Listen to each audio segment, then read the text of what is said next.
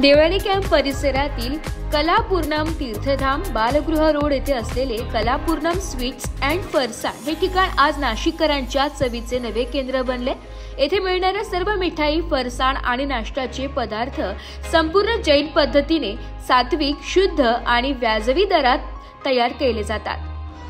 रंग भी आपका, स्वाद भी आपका, सिर्फ बनाने का तरीका हमारा या आकर्षक घोषवाक्यासह हे ठिकाण प्रत्येक रसिकाच्या चवीत नवसंजीवनी आणते।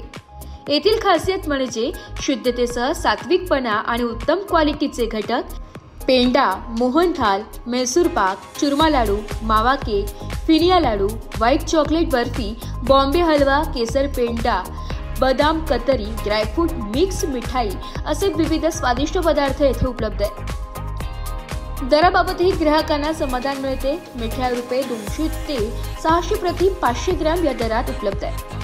फरसाणच्या चाहत्यांसाठी येथे आकर्षक पर्याय आहेत। फाफडा, भावनगरी गाठिया, कचोरी, भाकरवडी, चकरी, खाकरा आणि विविध प्रकारचे मुखवास यांचा मनमोहक मेनू ग्राहकांना उपलब्ध आहे। विशेष म्हणजे दर रविवारी सकाळी 7:30 ते 9:30 या वेळेत येथे स्पेशल जिलेबी फाफडा उपलब्ध असतो, जो नाशिककरांसाठी खास आकर्षण ठरलाय। कलापूर्णम स्वीट्स अँड फरसाण हे फक्त खाण्याचे ठिकाण नाही, तर सात्विकता आणि परंपरेचा संगम असलेला स्वादाचा उत्सव आहे।